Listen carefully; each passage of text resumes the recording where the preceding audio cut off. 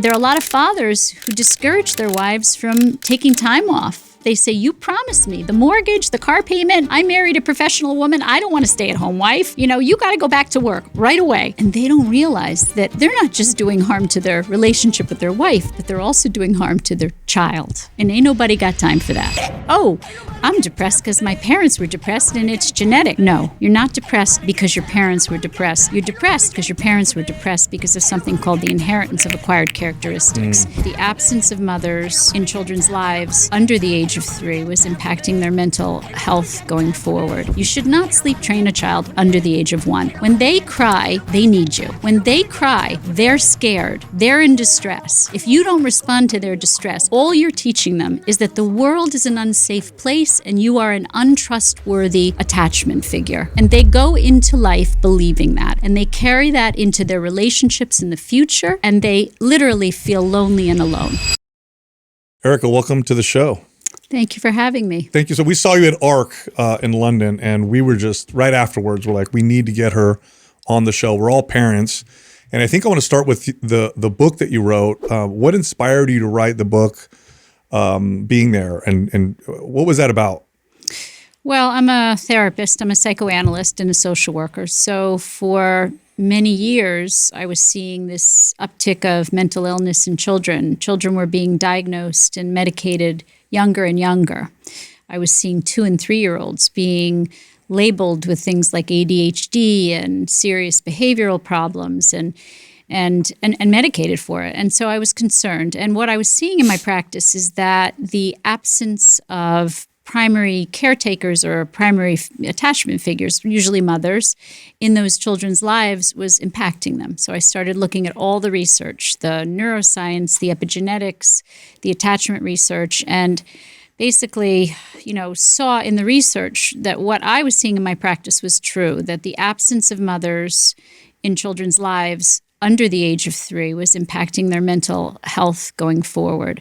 And so it took me many years to write the book because I have 3 children of my own. And as I say in the book, your physical and emotional presence is critical to your children. So I did a lot of research over about a decade and then wrote the book. And it's had an impact. When did you first start noticing this uptick?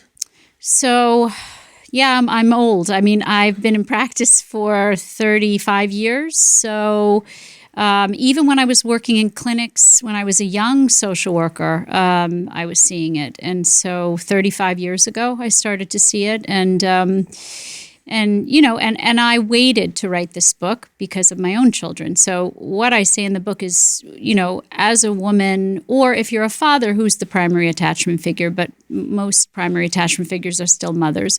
But as a mother, you can do everything in life. You just can't do it all at the same time. I'm a very good example of that. And a lot of the women that I interview in the book are good examples of that. So people like Nita Lowey, who is a congresswoman from Westchester, she didn't really start her career in earnest till she was in her 40s. She had 4 children, and she waited till her children were almost teenagers before she really became one of the longest sitting congresswomen on the Hill. I was a therapist, sure. I saw, when I had young children, I saw an hour and a half of patients a day, but I wasn't really, in the scene. And it wasn't till really my children were older that I had the space. And I felt I wouldn't be neglecting them to really start my career. So I'm a pretty good example of that. So this is referring to like a working parent, caregiver, who, mother has their child, takes their initial, however many, 2 months leave or whatever, goes back to work, child goes to daycare. And what you're showing or what the data is showing is within the first 3 years, like that, regardless how good you are, how good the daycare, there's problems there. Yeah.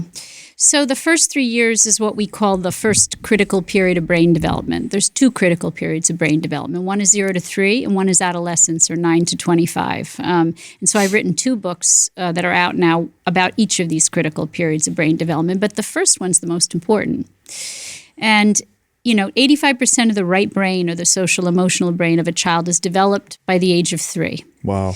And the environment has everything to do with whether that part of the brain develops in a healthy manner.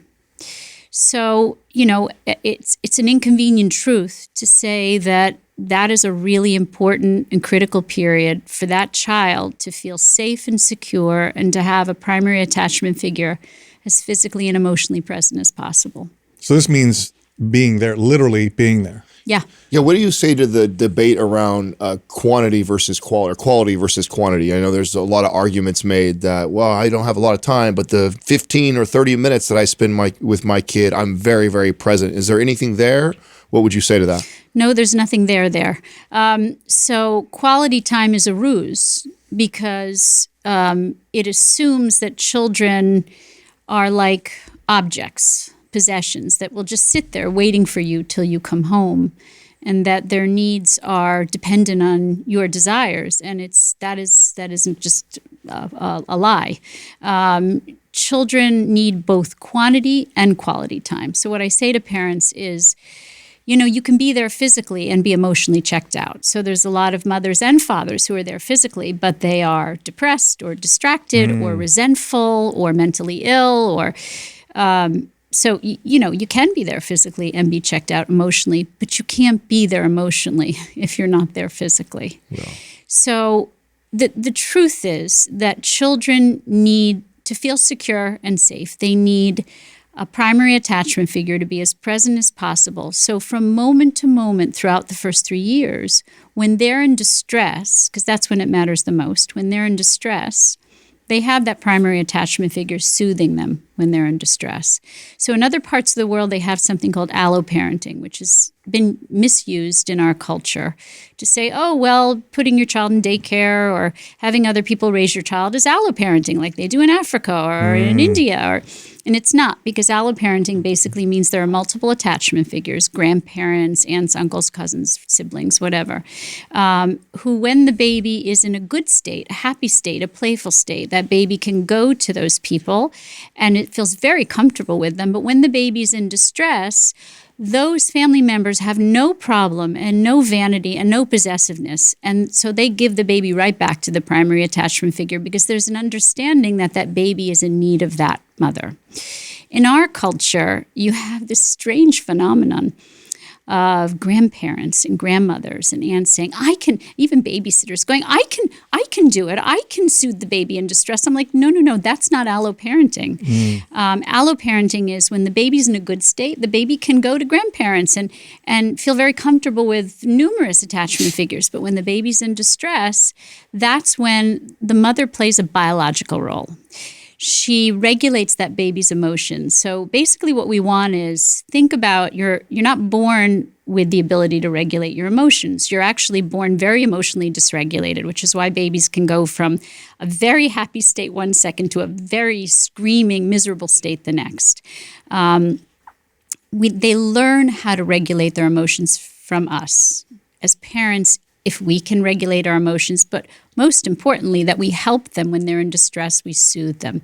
And it brings them back so think of it like sailing in the Atlantic, with big waves, 15-foot swells, versus sailing in the Caribbean. You want your emotions to be sailing in the Caribbean, not sailing in the Atlantic. And so that's one of a mother's important functions in those first 3 years is to help babies to learn to regulate their emotions. It's only after that 3-year period that babies internalize the ability to regulate their emotions on their own. So what are we seeing today? We're seeing a rash of adults and adolescents and children who cannot regulate their emotions. And no one wants to ask, where does emotional regulation come from?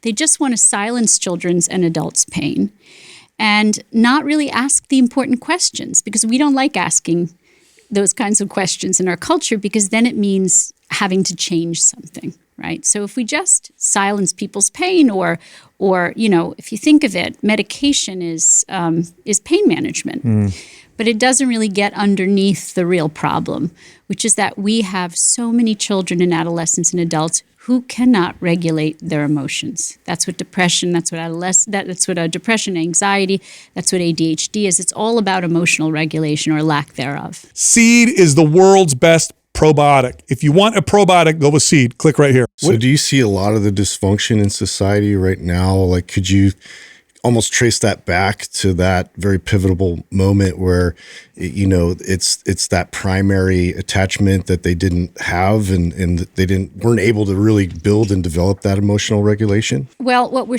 seeing is a large number of attachment disorders in children and adolescents and adults. And what do attachment disorders do? They correlate to mental illness later on. So when a child doesn't get their emotional needs met, they develop what we call pathological defenses. They basically have to develop coping mechanisms to cope with either the absence of that one person in the world who makes them feel safe and secure. And so some of those coping mechanisms will look like avoidant defenses. So we call that an avoidant attachment disorder, where maybe a mother or father, whoever is the primary attachment figure, comes home and the baby turns away, or the baby turns towards the caregiver who's caring for them and not towards the mother or father. Many parents who come to me say that is the moment that they know that they've been gone too long, because their baby will not look at them. Their baby looks at the babysitter, not at them, right?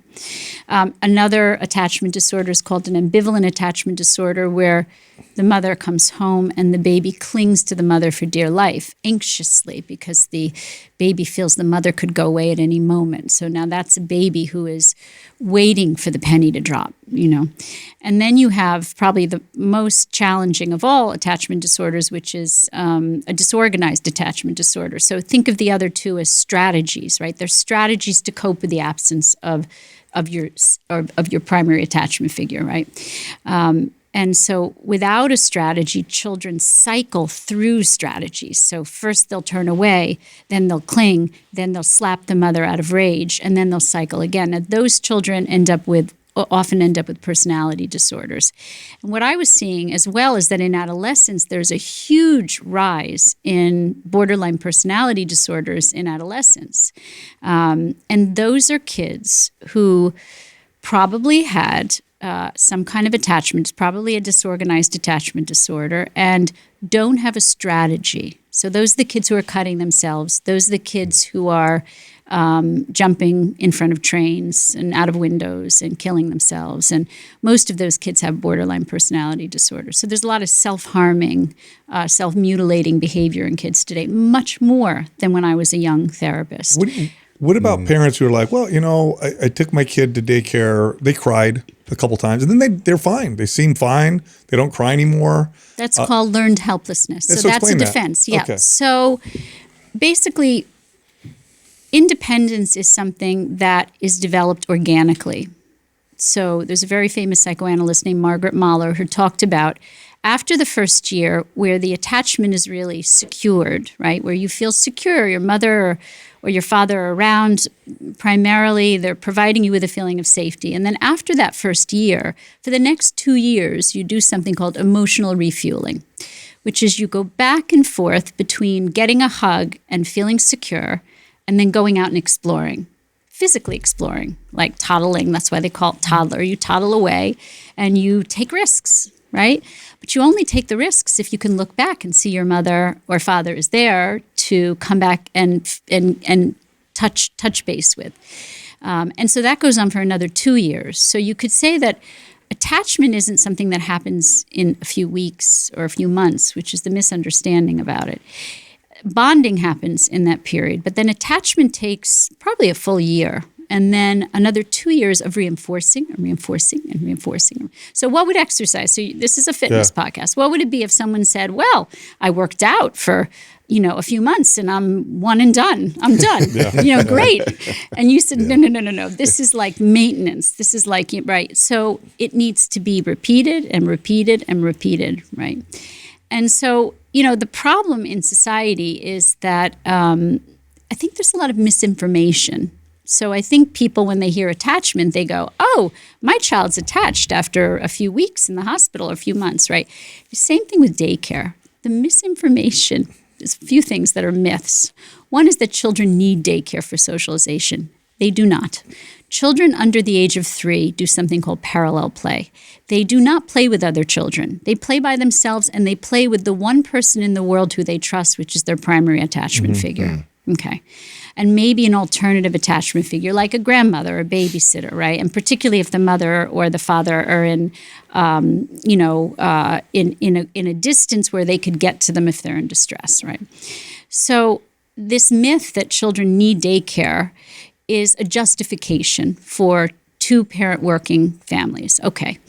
The other myth is that, if my children cry and then they stop, they're great. They're okay. Yeah, they're fine. In fact, what you've done is you've taught them. If I were to do a baby voice, I have a colleague who is very famous who does research on mothers and infants, and she does a great baby voice. I don't do such a great baby voice, but the baby would say, okay, mommy is not coming. She's not coming, and I'm all alone in the world, and I'm just going to have to manage. And so they suck it up, and they hold all of those feelings inside. And then they learn something called learned helplessness. It's the same with the cry it out method to put children to sleep. I was just going to ask about that. Yeah, first of all, it's neurologically damaging to children under the age of 1. You should not sleep train a child under the age of 1, period. I'm going to repeat that. You should not sleep train a child under the age of 1. Wow. When they cry, they need you. When they cry, they're scared. They're in distress. If you don't respond to their distress, all you're teaching them is that the world is an unsafe place and you are an untrustworthy attachment figure for them. And they go into life believing that. And they carry that into their relationships in the future. And they literally feel lonely and alone. So it's a great way to give a child a foundation of mental illness. Wow. Okay. Wow. So don't sleep train your child under the age of 1. After that, you can teach a child to sleep depending on the child. Very sensitive children, particularly little boys, because little boys are more neurologically fragile than little girls, do not do well sleeping on their own when they're really little. I mean, children want to be proximate to their parents. Now, you can get them to sleep in another room, but particularly if you've given them a good solid foundation, it's a lot easier.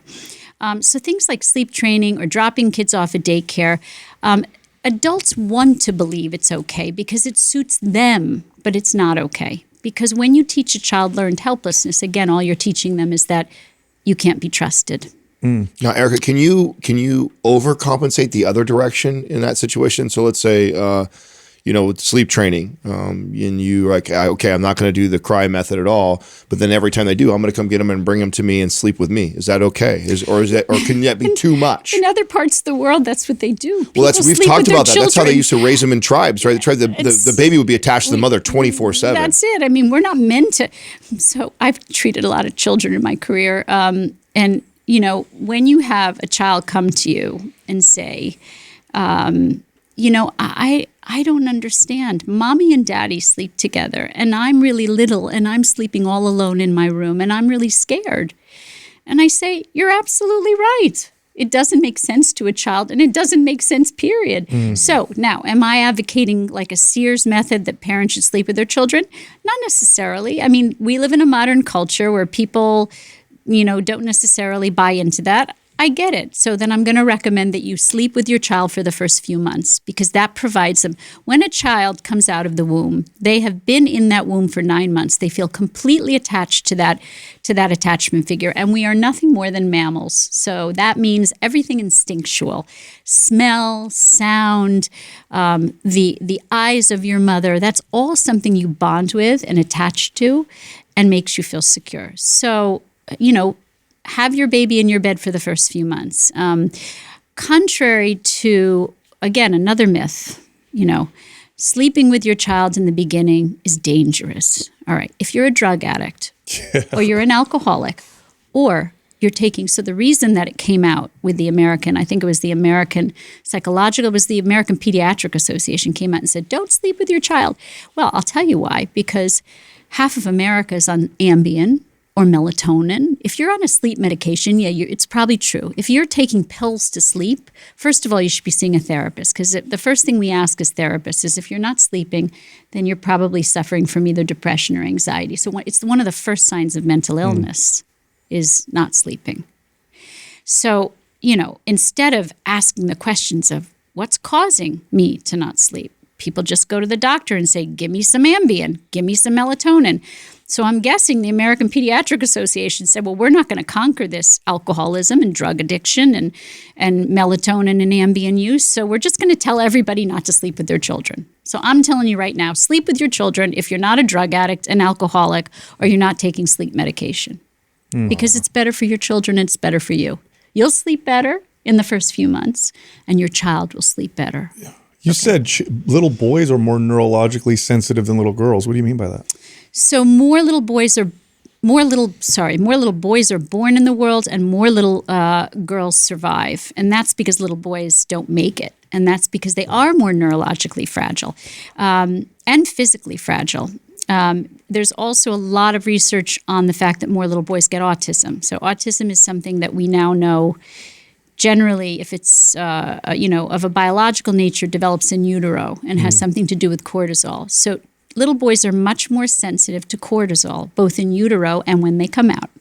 So, and that's important because little boys who are very sensitive and who are labeled as having behavioral problems and ADHD, instead of understanding that they are more sensitive, they're more sensitive to stress. So, and what does stress look like to a baby? It's precocious or premature separation from a mother. It's the cry it out method.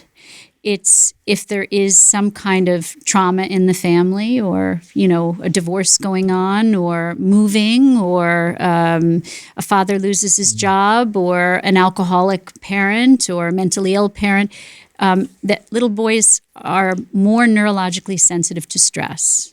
And there is a gene now that they've found for sensitivity to stress, which can occur in boys and girls, because there is no genetic marker for depression and anxiety, and people don't know that either. The myth is, I'm depressed because my parents were depressed and it's genetic. No, you're not depressed because your parents were depressed genetically.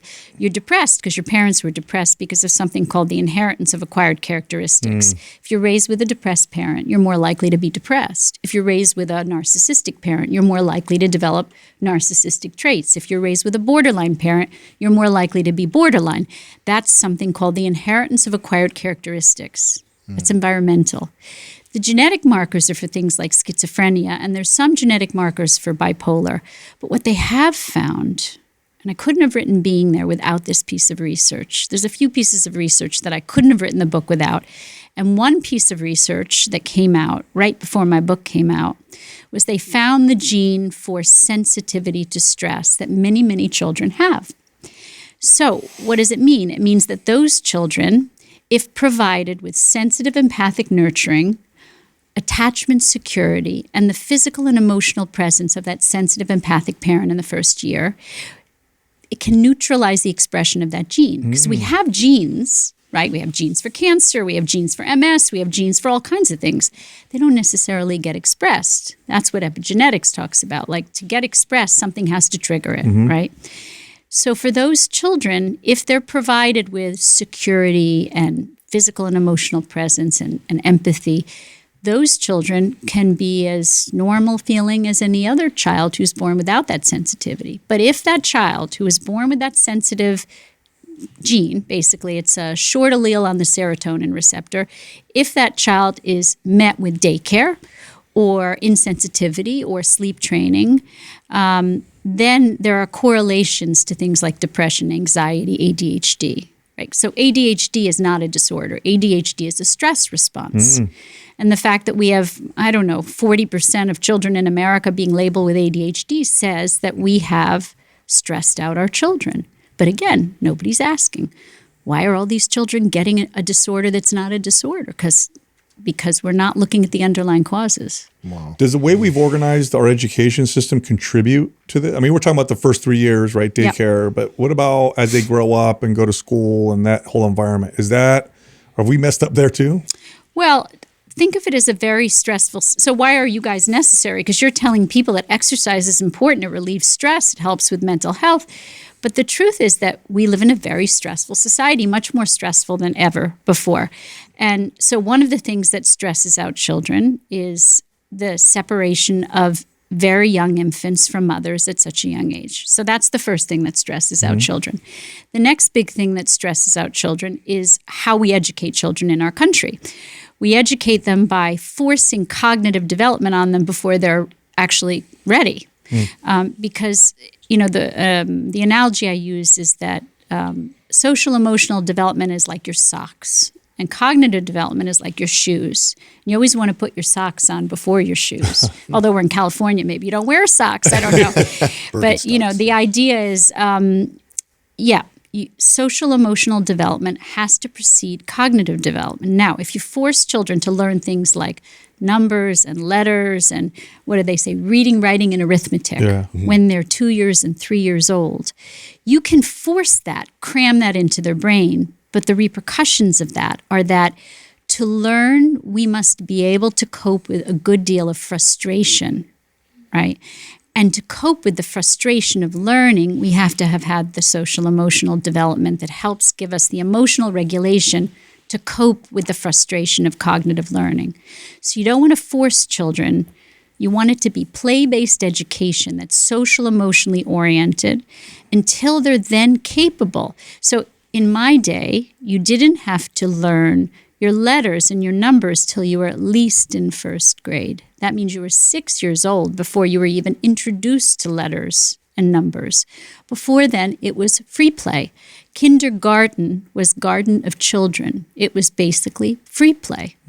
Nursery school was organized chaos. It was free play.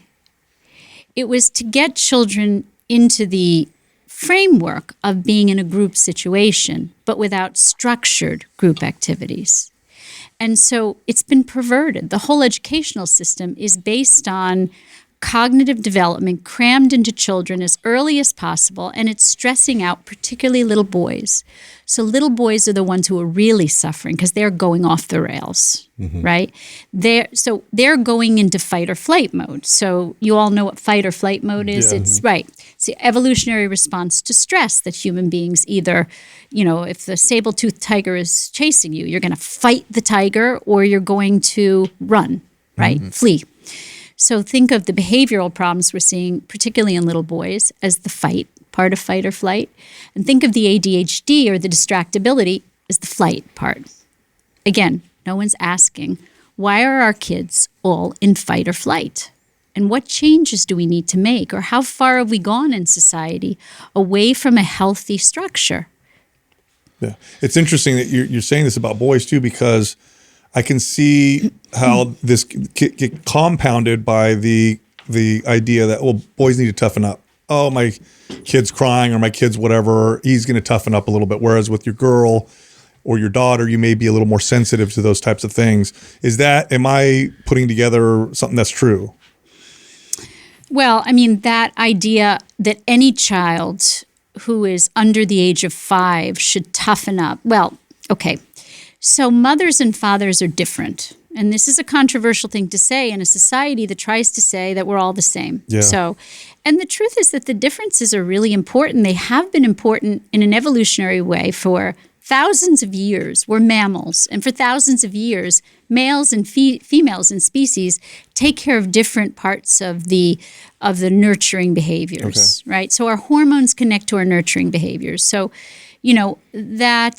mothers, when they nurture, they produce a lot of something called oxytocin, which is the love hormone, which makes mothers sensitive and empathic in their nurturing behavior. So if a baby falls down, the mother goes over and says, "Oh, sweetheart, how are you? Let me, And the father, instead of having so much oxytocin, has a lot of what we call vasopressin, and it's called the protective aggressive hormone. The father goes over and says, "Come on, get up, you're fine, you're good, wipe yourself off, let's go play." Now, why? Because in the old days, if the father was responsible for protecting his young, he would be looking out for other male lions behind and say, "Come on, get up, you got to keep going, keep moving." And so there are reasons for it. So there was research done in the UK where a mother and father lay side by side in bed. And when the baby cried in the middle of the night, was in distress, the mother woke up, was vigilant. The mother woke up immediately. The father slept through it. But when there was a rustling of leaves outside the window, the father woke up and the mother slept through. Yeah, I've experienced that. It's very strange. Yeah. Well, it's not strange. It's actually instinctual, and it's based on your nurturing hormones. So, fathers have a way of being the counterpoint to mother's sensitive, empathic nurturing, which is they say, "Come on, let's explore, let's play, a little roughhouse." They help with separation. So this whole idea of be tough came from the idea. It originated in the idea that fathers were encouraging a little bit of risk taking, right? And there's nothing wrong with that. It's actually not a bad thing. That's different than toughness. You know, I think that the idea that fathers help with and encourage exploration, physical exploration, and risk taking, and physical play, I think is a very important thing. I think when little boys are raised without fathers. Hey, sorry to interrupt. Look, I have a free guide that teaches you how to lose fat in 3 steps, just 3 steps that will burn the most amount of body fat and help keep it off. This guide is totally free. We're giving it to everybody right now. If you want it, click on the link at the top of the description below. All right, back to the show. There's a lot of research now to say that those little boys have more behavioral problems because they don't have their father helping to regulate things like aggression through physical play. So what fathers do when they do roughhouse play is they're helping to regulate aggression. They're showing their sons, how do you, in a contained and moderated way, express physical aggression through play without going over the top, right? They also show through their own way that how fathers regulate their own aggression and anger. They model it, right? So when fathers are not around, little boys will have more behavioral problems, will have a harder time separating from their mothers. So society's kind of out of whack right now. Yeah, So Just a I've- little. Yeah. I've heard you talk about, in the first 3 years, the mother's impact on the child is so important. At what point does the father come in? What's the most pivotal age where the father has that moment of development where he can make an impact? So the father's always important. The father goes from being a buddy, kind of a buddy to their child, whether it's a little girl or a little boy. So we say mothers are the love objects of attachment and fathers are the love objects of separation. So almost from the beginning, and they're both necessary. And one can't replace the other because you need both, right? So from the beginning, mothers are the nurturers. So when babies are infants, you'd say they need mostly sensitive, empathic nurturing. But that doesn't mean that fathers can't hold and love and bathe and be sensitive, empathic too. I mean, the good thing about modern society is that fathers now know they can also be sensitive and empathic. But there's a funny piece of research, which is there was research to show that they were trying to show that fathers and mothers could be the same. So they gave fathers intranasal oxytocin. So fathers produce oxytocin too, but it again makes them more playful, tactile stimulators of babies. But so they gave fathers intranasal oxytocin to up the ante kind of thing. And fathers ended up not being more like mothers, but being more manically like fathers. Like throw the baby up higher in the air, tickle them more aggressively, like run faster. And so, so to say that fathers are always important. They are always important to support mothers. First and foremost, there's a lot of misunderstanding, again, a myth, that, couples today don't believe that mothering is important. This is the myth, that anybody can do it. So I'm telling you right now, not anybody can do it. So there are a lot of fathers who discourage their wives from taking time off. They say, you promised me the mortgage, the car payment. I married a professional woman. I don't want to stay at home wife. You got to go back to work right away. And they don't realize that they're not just doing harm to their relationship with their wife, but they're also doing harm to their child. Yeah.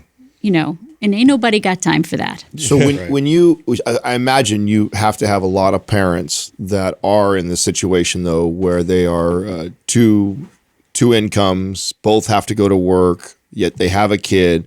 What are some of the things, and they don't have a choice, right? They've got themselves in this mortgage, they're over leveraged maybe, whatever the reason be, and they had a kid. Now they're here. what are some of the things that you give them as far as advice since they're in that position? Obviously, ideally would be the mother staying home with them for the 3 years, but they're not in that situation. So what do you tell them? So if you knew you had a crisis, let's look at it from a different angle. Okay. If you had a crisis, let's say you lost your job or something, or somebody was ill in your family, you would make adjustments. Yeah. You'd sell your car, you'd get a cheaper apartment, you wouldn't take vacations for a couple of years. You'd get hand-me-down clothes for your kids. You wouldn't buy your kids new sneakers you would take your cousin's sneakers for your kids. And you'd accommodate. No one seems to be able to accommodate anymore. So we're not talking about really poor people, because if we're talking about really poor people who are living on minimum wage salaries just to be able to pay their $1,500 a month in rent and be able to provide food for their kids. I am always advocating. In fact, I was supposed to be in Washington last week speaking to the entire Republican Senate, and I'm hoping to get there in the next few weeks, about the importance of some kind of creative paid leave. Because we are the most uncivilized country in the world. I go all over the world to speak, and and I'm ashamed.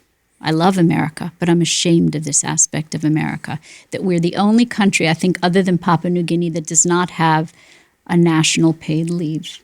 So how can we say we're a country of families if we don't even have paid leave? Right? For very poor women who have no choices. Now, if we're talking about middle-class families, what would you do? I mean, you already framed it the right way, I think, which is if you treated it like it was a crisis. Yes. I think that's the problem lies right there, is that we've been conditioned to believe that this is norm, this is fine, this is healthy. Well, we've been conditioned to believe that lifestyle matters more than relationships, and therein lies the problem. Yeah. So in other words, what you're saying is this is such a big problem or potential issue that you need to adjust your lifestyle to make this happen, because it's so impactful. And you're going to go speak to politicians because of the downstream or societal effects this has on us as a whole. It's that big of a deal, is what you're saying. I mean, if our children are breaking down, so 1 in 5 children will not leave childhood without a serious mental illness. Houston, we have a problem. Yeah. And so we can turn away, but it's not getting better, it's getting worse. And those children then grow up into adults. And then we have much less functional adults in the world. So, yeah, it's not something we can turn away from any longer. No. What about I'm sure you have critics who are saying, well, this is sexist, this is oppressive, you're just trying to get women to stay at home, what do you say to these people? Oh gosh, I've been called misogynistic. Like I mean, I'm a woman, so how could I be misogynistic? It's internalized misogyny. It is. There you go. I've been called all kinds of names. The thing is, it's not about you. It's not about you as a grown-up. These children did not ask to be brought into the world. This is about your children. And if you're going to put your children first, then you do what your children need. And children have irreducible needs. And they've had those irreducible needs for thousands of years. So because you want to switch up society and have everybody work and focus on economic success and career success and material success over relational success, that's not your children's problem. That's your problem. So what I say to them is, this is not sexist. This is an evolutionary need of your child.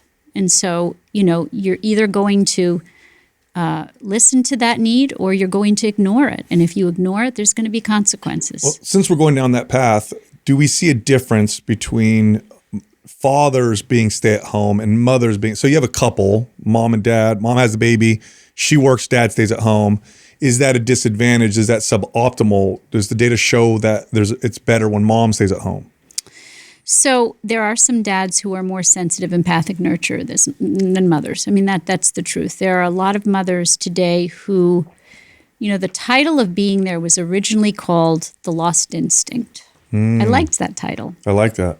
I like being there too, but I like The Lost Instinct and that's the title I had in my head for a decade, Because women, how many, when I was a kid, there was a lollipop commercial. How many licks does it take to get to the center of the Tootsie Pop? I love that one. Classic. How many generations does it take to kill women's instinctual connection to their children? Oh, wow. And 3 generations in, there are many women who would rather be at work than with their own children. Now, mind you, it is not uncommon if you're not a lover of babies. Like in my field, I'm a lover of babies, but that's what I do for a living. It's what I sleep and eat and breathe professionally and personally. Okay. But not everybody's like that. You could be in any number of professions where other people's babies don't turn you on. And that's okay. But it is instinctually incorrect for your own baby not to turn you on. So when mothers say, I would rather be away from my baby than with my baby. So there's something called maternal preoccupation, which is the instinctual need to be with your infant. So what happens is your hormones take over and you can't think of anything else. You don't want to do anything else. You don't want to be any. So when you hear women say, I can't, I hate this, I hate breastfeeding, I hate pregnancy, what you're seeing is the destruction of women's instincts. And so as a society, we go, that's great, that's fine, that's normal. And what I'll say is everybody has boring moments in their job. Probably you guys do too, right? That's okay. But, that's different than being pervasively bored or resentful or uncomfortable being around your own child. So then we know something's happened to that. Some trauma, some attachment disorder, I always say when a woman has a baby and a man, when he's a father, it opens up a door to the past, a door that's been closed. And it's a door that where you're the child and you're experiencing being parented by your parent. And so when you have a child as a woman, a door opens to the past of the experience of being a child. And if that experience was joyful, if you had a mother and a father who loved being parents and just that you were the most important thing in the world and the most interesting part of their lives, and they loved being with you and they loved playing with you and they loved engaging you, then when you have a baby, it's the happiest moment of your life. But when you have a baby and you've had a parent who's been resentful or mentally ill or physically absent, or the door that gets opened up is sadness, anger, grief, and you want to shut that door really fast. Oh, wow. And so that means you want to get away from that baby as quickly as possible, because what that baby triggers is a lot of anger and grief and depression and loneliness, right? So if that's not treated before you have a baby, you end up with postpartum depression. There's another myth, so many myths, that postpartum depression is normal and everybody gets it and it's only hormonal.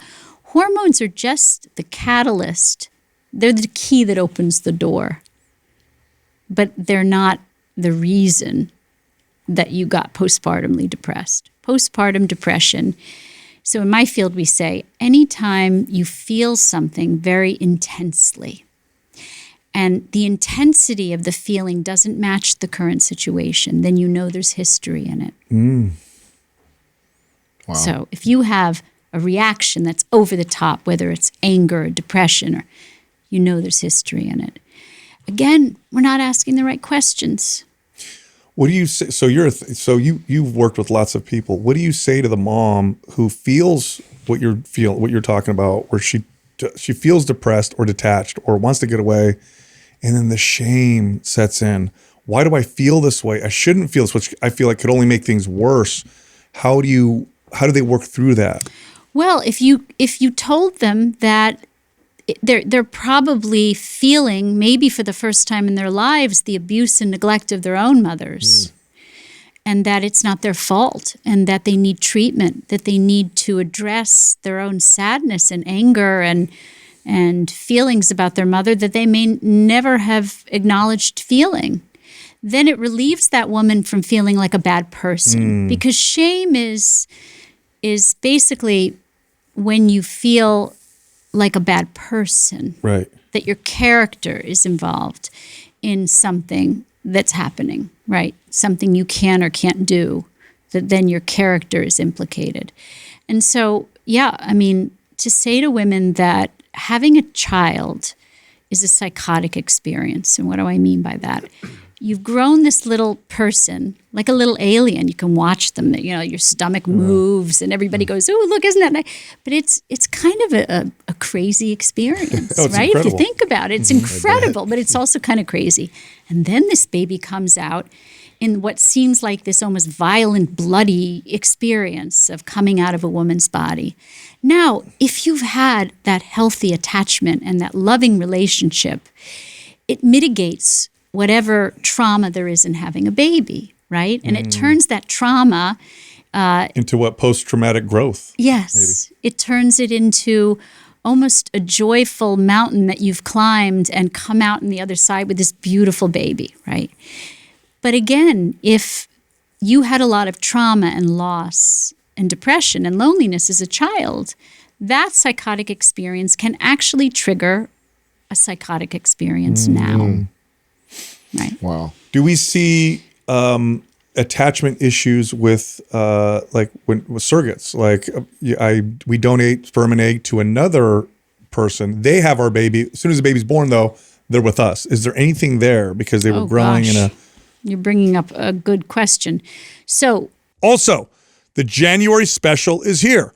We have 4 workout program bundles: the new to weightlifting bundle, the body transformation bundle, the New Year extreme intensity bundle, and the body transformation bundle 2.0. Every single one of those workout program bundles is $300 off retail. It's a massive sale. If you're interested, go to mapsjanuary.com. All right, back to the show. Can that surrogate, meaning can the woman who's getting the baby from the surrogate be attached, or can the surrogate be attached? Because those are two important questions.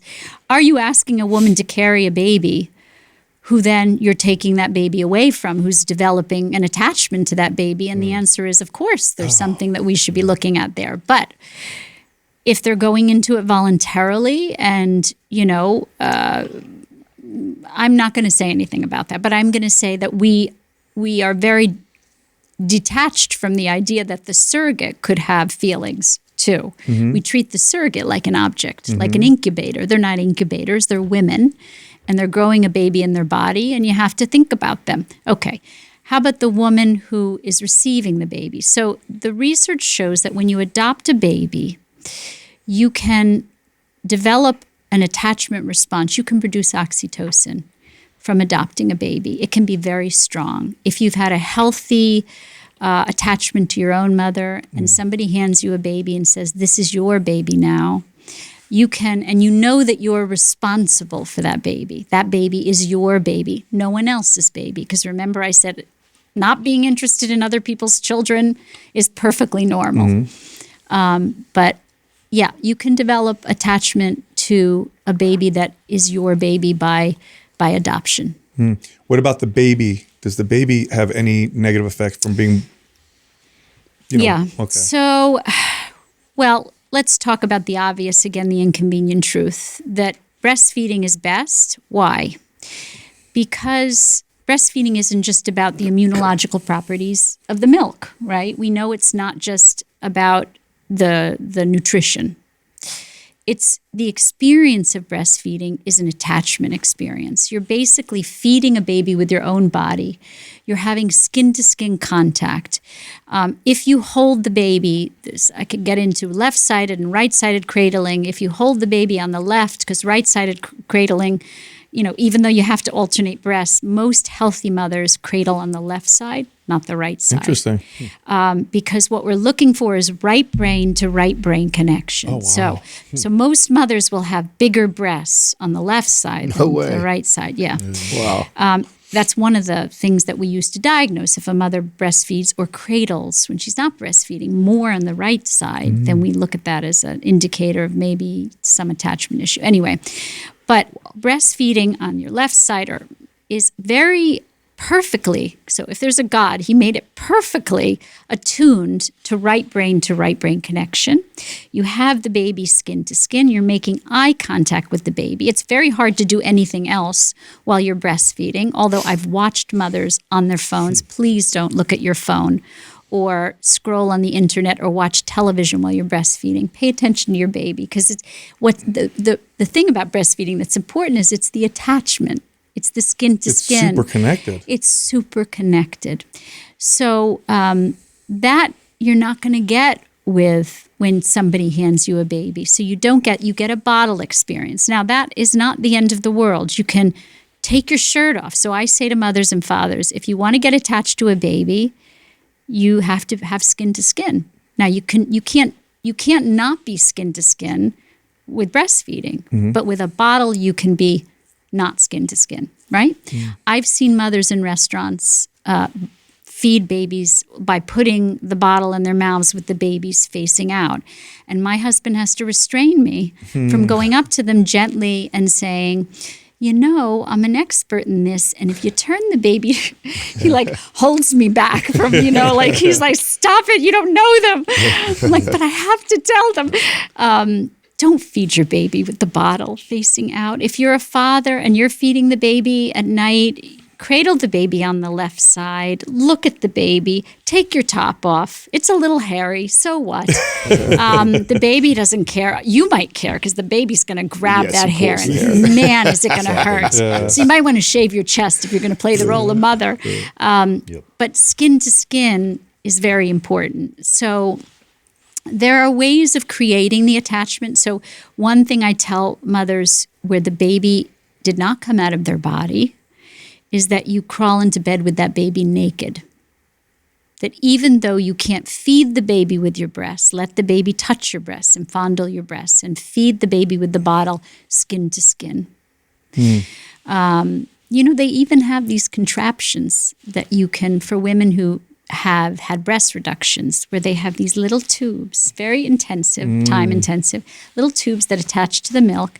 And a mother who's adopted a baby or a mother who has had a surrogate can use these tiny little tubes. They attach to their nipple and they can breastfeed. How about that? Wow, that's absolutely remarkable. What about the birth process, C-section, or I have two little ones, and both birth experiences were so different. One of them was the cascading interventions of Pitocin, then you had the epidural, then C-section, and then the second one we had in a birth center, and it was so different. I have to imagine they both have different effects on attachment. They do. Well, it depends. Yes, the answer is yes. But that doesn't mean some of those adversities can't be overcome. Okay. One thing I'll say is if your wife is having a C-section, you have to be, whether your wife is having a C-section or not, it's your role to be the advocate for your wife. And that means that you tell the nurse, don't take that baby away for more than a minute. You follow that baby to the nursery and you make sure that baby gets whatever they're going to do. They try to do it in the room with your wife and not take the baby away if it's a vaginal birth. And then you make the baby come back and lie in the room with your wife. And you have to advocate because hospitals will take that baby away and the baby will disappear for hours. They don't care. It's not their baby.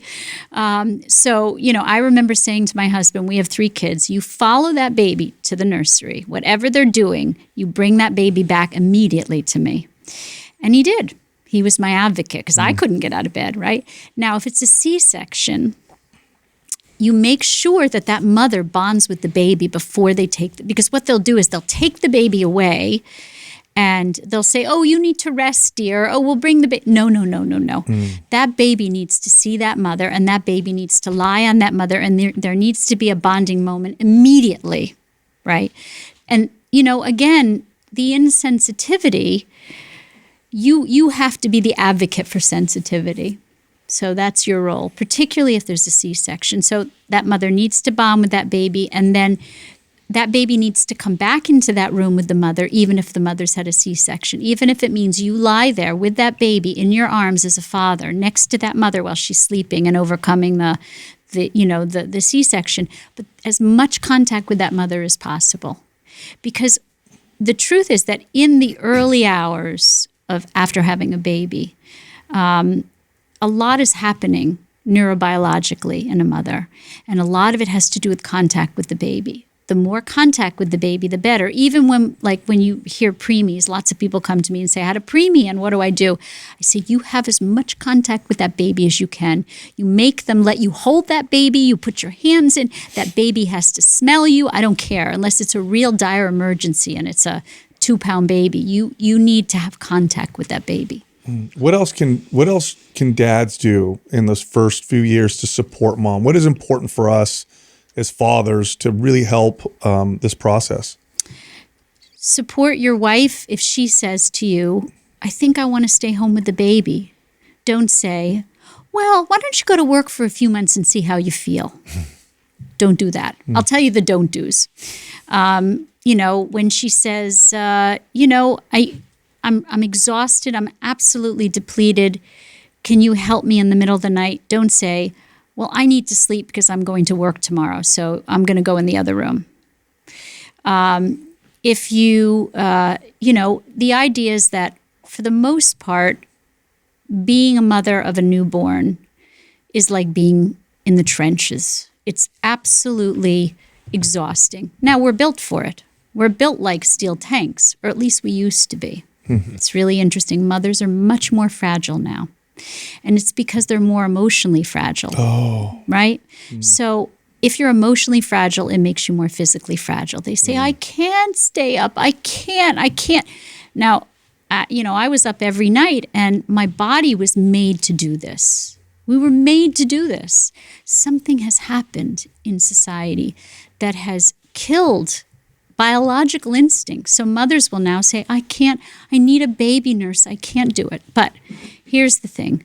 Being a partner with them means supporting them in any way you can. If they need you to hold the baby while they shower, or if they need you to give up your golf match to be with the baby so they can nap for 3 hours on a Saturday, or, I always say golf isn't a great thing to do when you have babies anyway, because you're basically abandoning your family, but okay. Nothing about that, go get a gym in your house and get a Peloton and, do your thing, but don't go play golf. But, the idea is support your wife in any way she needs you. But exhaustion, it's how can I support you with your exhaustion? What can I do for you so you can sleep? So self-care is critical for mothers to be able to last the long term. So whatever you can do to help her so she can care for herself, so she can get sleep, so she can eat well, that's what you can do as a father. Erica, talk about communication to the baby, around the baby. At what point is that critical? Like, what is that like? Talk to me about what that looks like as parents speaking to their babies and speaking around their baby. So talking to a baby is really important. Now, there's another myth. I'm giving you a lot of myths that you should talk to children, particularly young children, like they're adults. No. There's research to show that motherese and fatherese, we call it motherese, but it's that, when you see a baby, what do you see? You go high pitch with your voice. You do. Even fathers do. Natural. They go, oh, honey, how are you, honey? And it's a lilting kind of beautiful up and down, and it stimulates the right brain of the baby. It's been known to grow the social emotional part of the baby. So there was some research done about how Chinese is the most up and down melodic tonal language that stimulates babies' right brains. And so, motherese is actually critical to the development of a baby's brain. So even as a father, if the idea that fathers talk to babies and son, talk to a baby like they're a baby until they get older, as my kids laugh because I have a friend who's a nursery school teacher and she still talks to my 25-year-old as if he's like in nursery school. That's not so good. But young children benefit from being talked to because when you talk to them, they learn to speak more quickly, unless you speak multiple languages, and that's important. If you speak multiple languages in the home, then children are going to develop language skills later. That's important to remember. That doesn't mean there's something wrong with them. But speak to them, read to them. It's really important. They learn language by you talking to them. Yeah. And then what about the communication and the dialogue and the way we communicate as a couple in front of the child too? So The greatest gift you can give your children is to love each other. Now, I'm saying this as I'm about to release a book in a year on divorce. Mm-hmm. So you'd say, how is this woman who's writing books about attachment now writing a book about divorce? Because as a therapist, I know that divorces are going to happen. And so inevitably, right, how do you do it without doing so much harm to your children? That's what I was trying to get out. But the idea is that the greatest gift you can give to your children is to love your wife or love your husband and show it.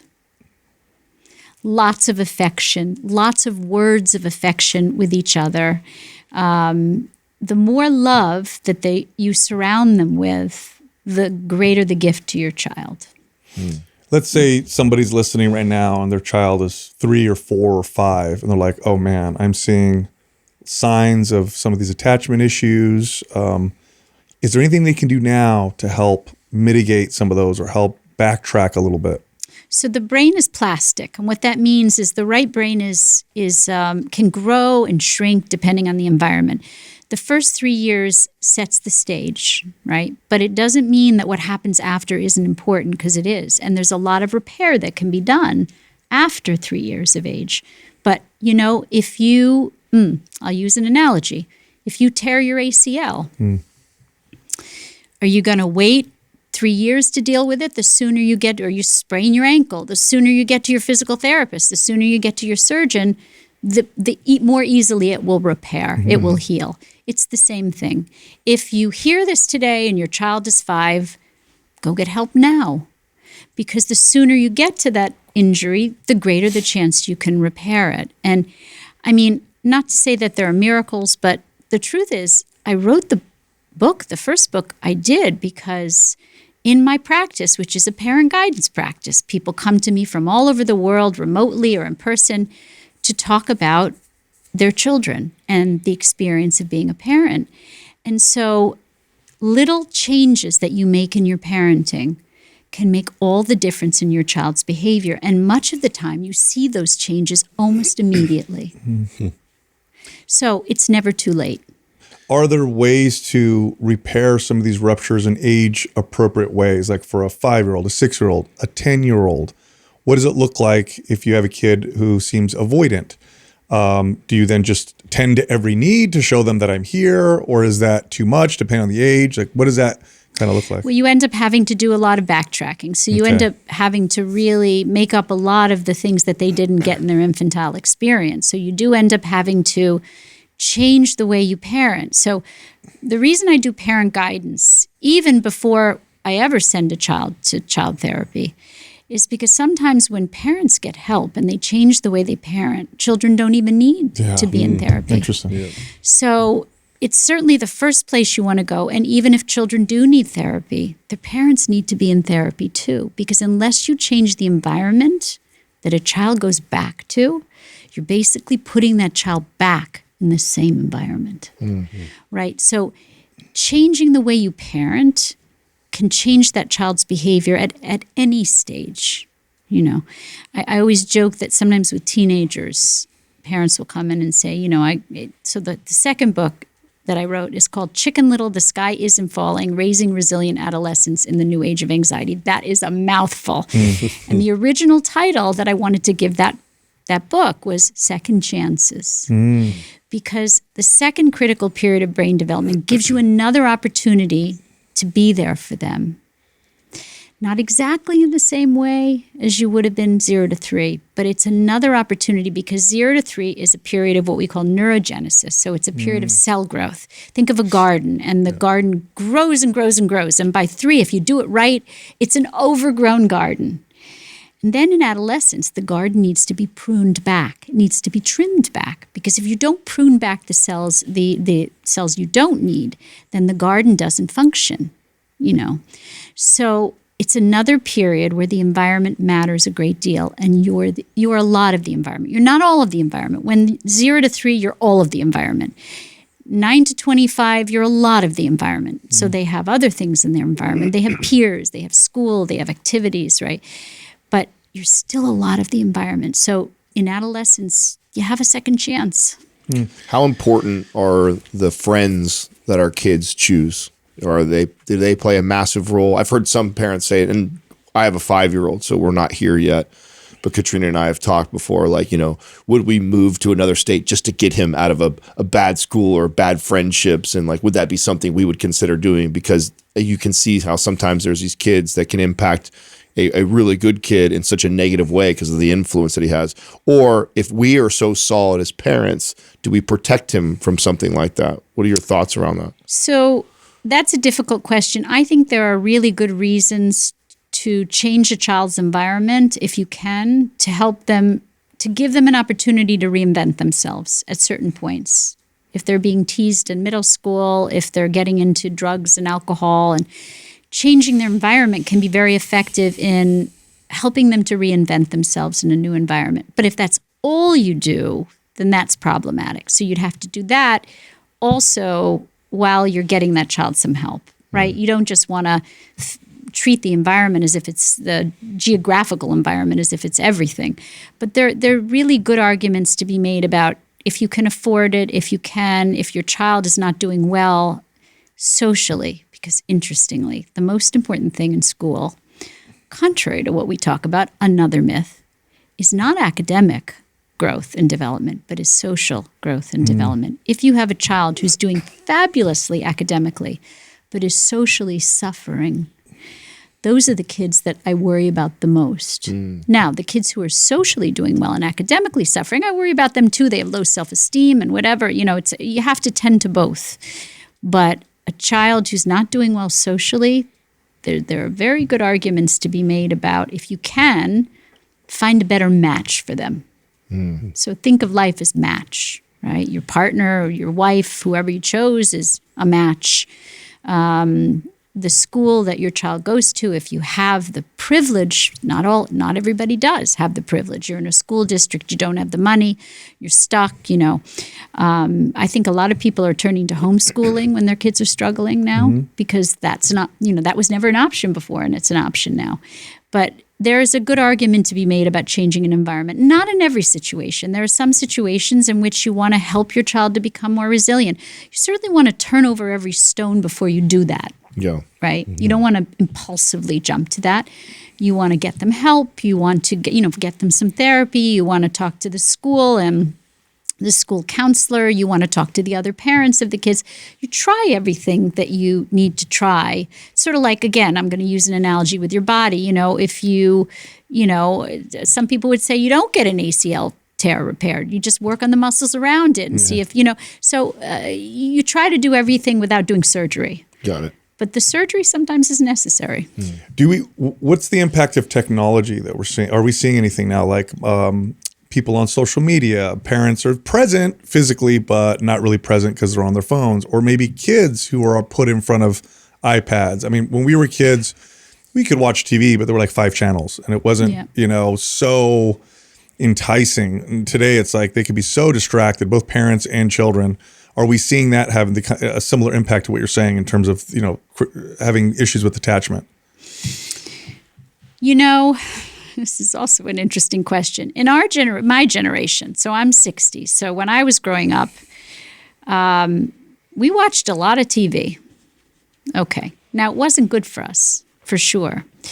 And I don't recommend that people just plop their children in front of TV, unless it's Mr. Rogers, and then I highly recommend it. But then I recommend you download every segment of every rerun of Mr. Rogers and watch it with your children. Can I stop Everyone. We do that with my kids, and I tell you what, if your kids are used to what they show kids now, Mr. Rogers will seem so slow, so boring, and that's the point. That was the whole point. That's the point. That was the point he made. There were whole episodes where he'd have you watch a whole minute go by, and you're just sitting there watching it. You how never crayons are made. He would That's take right. you to factories. Yeah. I mean, isn't there a podcast how we make it or something? Yeah. He would show you how things are made. He would talk to children with great respect, and anyway. I could go on and on about Mr. Rogers, but.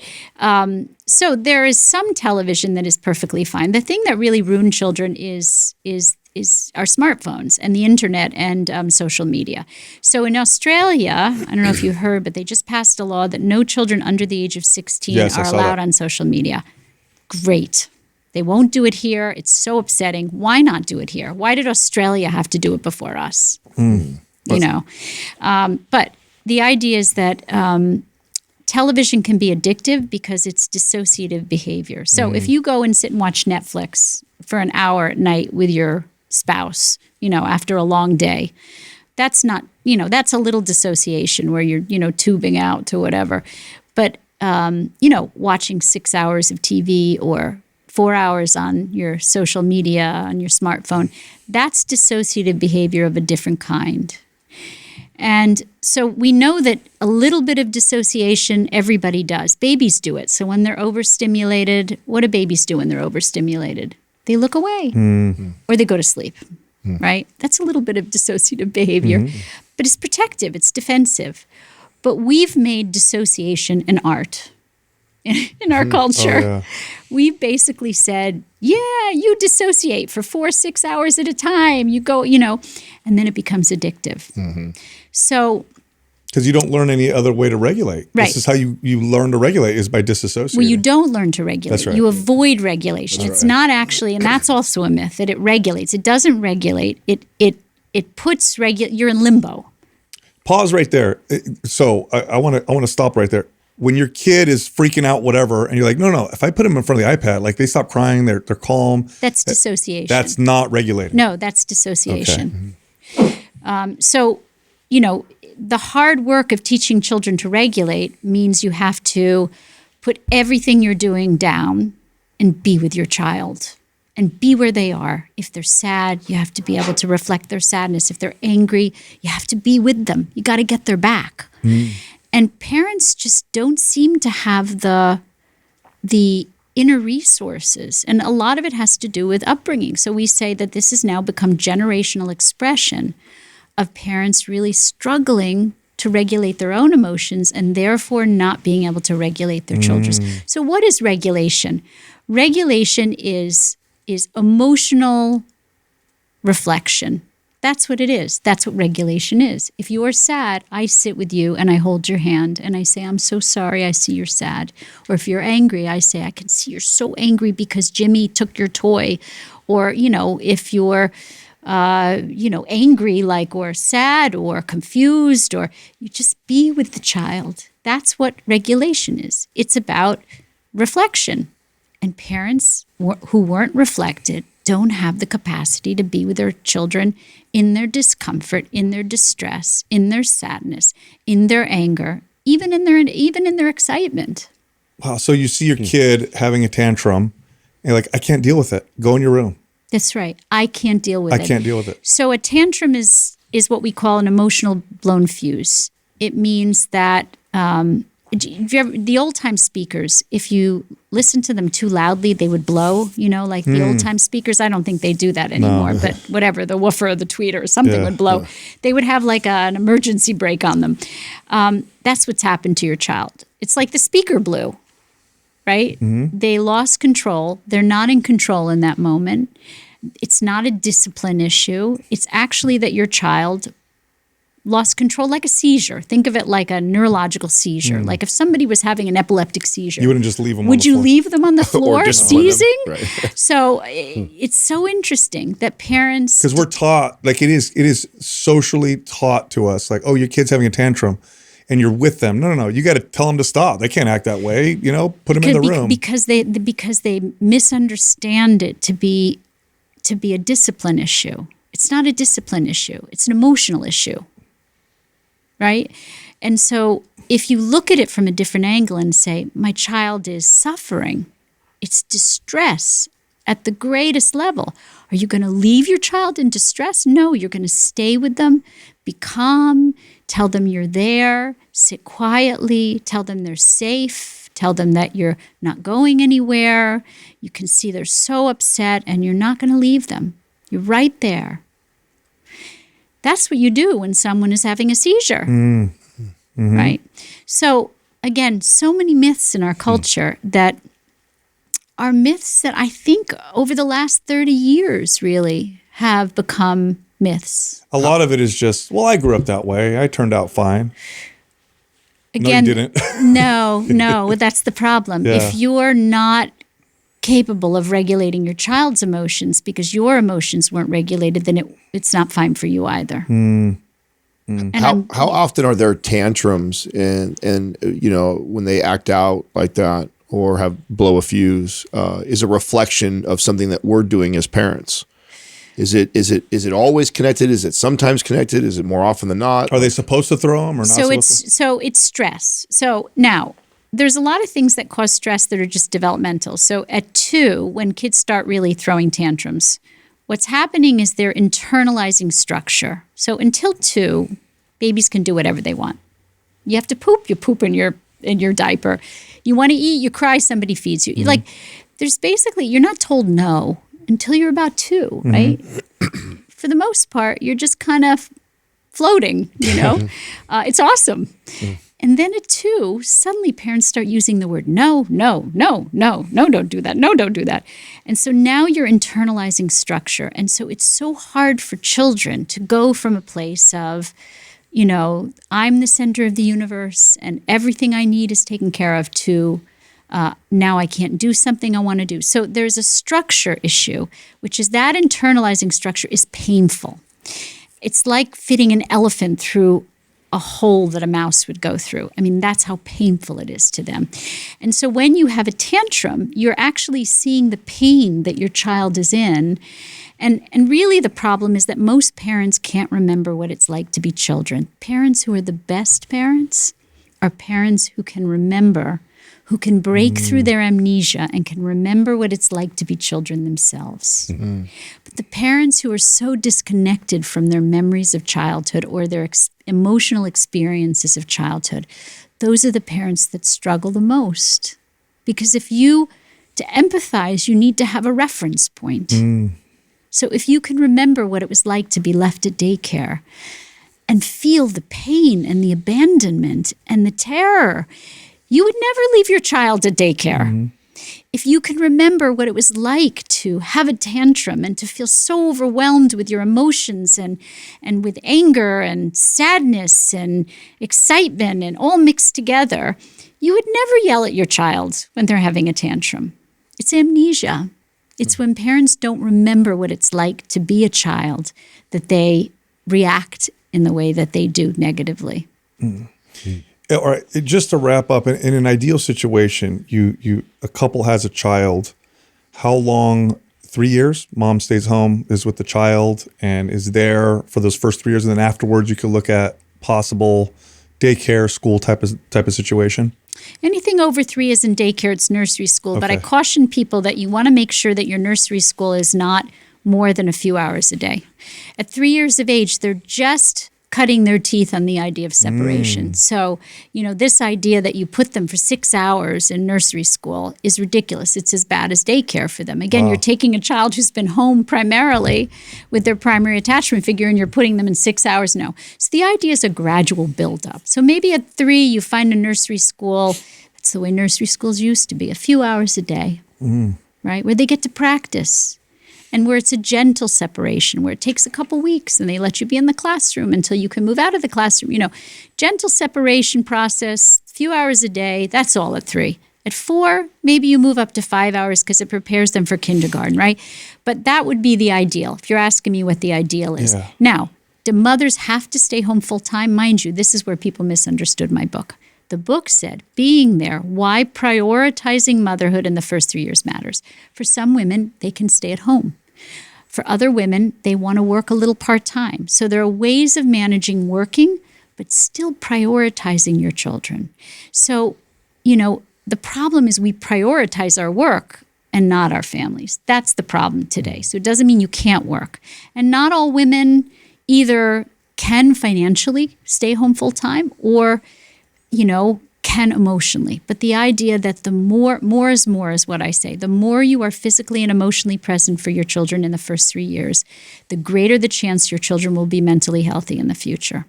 It's interesting. I have to say this before we end here, is that a lot of what you're saying, I can hear some people go, oh, that's going to make a soft society. It's going to make a bunch of whatever. But it's like actually doing the opposite of what you're saying is what's causing That's right. a lot of what we think is. So resilience is built. So say to get to resilience, you have to provide a foundation. Think of the softness and the sensitivity and the empathy I don't know if California has basements, but on the East Coast, you have to put in the basement and the cement foundation of the house. If you just build a house on top of the ground, with the first sign of a hurricane or a storm, that house is going to blow down. Think of the Three Little Pigs, you know. The foundation for resilience is sensitivity. On sensitivity, you can build a house that withstands adversity, that can deal with stress. But if you take that foundation away and you just expect too much of a child, you force them to be tough too early, yeah, you may get what you want, but that house will break down as soon as the opportunity presents itself. Wow. Thank you so much. This has been fascinating. Very, very great interview and episode. I really appreciate you coming on here. Thank you for having me. Thank you. Thank you. All right, I know you liked that episode. If you did, check this one out. 30% body fat. For men, this is way too high. This is actually a bit high for women as well. So in today's episode, we're talking about how you can go from 30 to 10. What is 10% body fat? This is when you have a visible six-pack. Can you go from 30 to 10%? Yes, it's possible, but not if you guess along the way. So we're going to talk about how you can do that in today's episode. Now, there's a huge range, right, of like body types. Yes. Some people can run a little bit heavier or a little bit higher body.